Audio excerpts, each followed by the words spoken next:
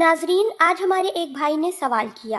वो कहते हैं कि बीवी जब हालत हैज़ में हो या निफास की हालत में हो तो क्या कॉन्डम चढ़ाकर बीवी के साथ हम बिस्तरी कर सकते हैं या नहीं कर सकते, और ऐसा करना जायज़ है या नाजायज़ है। शरीयत इस बारे में क्या कहती है।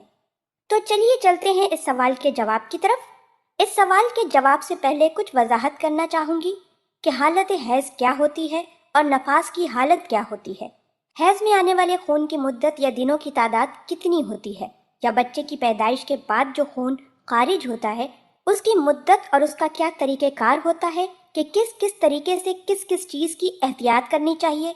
तो बच्चा पैदा होने के बाद जो औरत को खून आता है उसे नफास कहा जाता है, और हर माह जो औरत को खून आता है उसे हैज़ कहते हैं, और उन दोनों खून के अलावा जो खून आता है उसे इस्तिहाज़ा कहते हैं। ये एक बहुत अहम मसला है और बहुत से मर्द और औरत इसमें बहुत बड़ी गलतियां करते हैं। सबसे पहले नंबर पे था निफास का खून।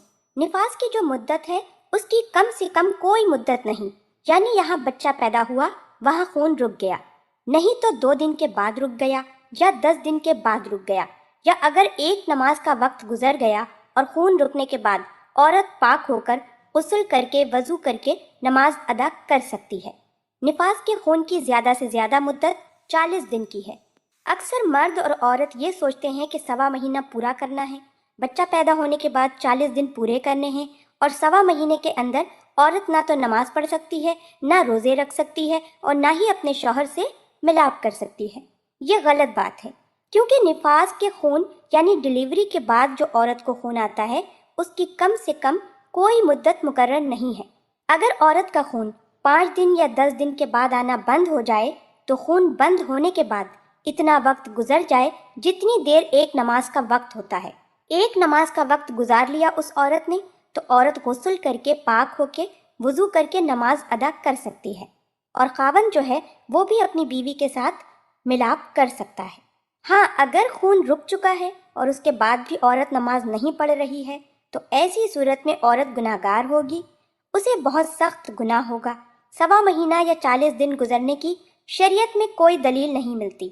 जब खून बंद हो जाए, चाहे 4 दिन में हो जाए, चाहे 1 दिन में हो जाए, 5 दिन में हो जाए या 10 दिन में हो जाए, जब भी बंद हो जाए औरत को नमाज का वक्त गुजरने के बाद गुस्ल करके नमाज अदा करनी है और अपने शौहर से मिलाप भी कर सकती है। हाँ, अगर 40 दिन के बाद भी खून आ रहा है तो फिर ये देखेंगे कि उस औरत का पहला बच्चा है या दूसरा बच्चा है। अगर औरत का ये पहला बच्चा है तो शरीयत ये कहती है कि 40 दिन का इंतज़ार करें, उसके बाद जो खून आएगा उसे इस्तिहाज़ा में शुमार किया जाएगा, यानी कि बीमारी का खून। यानी 40 दिन के बाद औरत गुस्ल करके वज़ू करके नमाज की अदायगी कर सकती है, और अगर ये दूसरा या तीसरा बच्चा है तो शरीयत कहती है कि अब उसको देखेंगे कि पहले बच्चे में उस औरत को कितने वक्त तक खून आया था, 45 दिन आया था या 50 दिन आया था। इस एतबार से पहले बच्चे के वक्त जो खून आया था उसे देखा जाएगा। अगर पहले 45 दिन आया था तो 45 दिन उसके नफास के शुमार किए जाएंगे, और अगर उसे खून जारी है तो 45 दिन उसके नफास के शुमार करने के बाद बाकी के दिन उसके इस्तिहाज़ा में शुमार किए जाएंगे।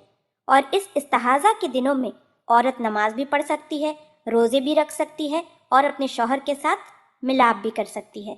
अब चलते हैं पीरियड की तरफ, यानी हालत हैज़। हैज़ का जो खून आता है, हैज़ की कम से कम मुद्दत 3 दिन है और ज़्यादा से ज़्यादा 10 दिन। अगर 3 दिन से कम खून आया, 2 दिन में आया और बंद हो गया तो उसे इस्तिहाज़ा कहेंगे, यानी कि बीमारी का खून। इस्तिहाज़ा का मतलब ये है कि खून तो आता है लेकिन ये नफास का नहीं और ना ही हैज़ का खून है। इस्तिहाज़ा की हालत में औरत नमाज पढ़ सकती है, लेकिन हर नमाज के लिए अलग अलग वज़ू करना लाजमी होगा। 3 दिन से कम अगर खून आया तो ये इस्तिहाज़ा है, बीमारी का खून है, तो ऐसे में नमाज औरत पढ़ सकती है और शौहर से मिलाप भी कर सकती है। और अगर 10 दिन के बाद भी खून आ रहा है तो उसे भी हैज़ का खून नहीं कहा जाएगा, इस्तिहाज़ा का खून कहा जाएगा। ऐसी सूरत में भी औरत गुस्ल करके नमाज अदा कर सकती है और अपने शौहर के साथ मिलाप भी कर सकती है।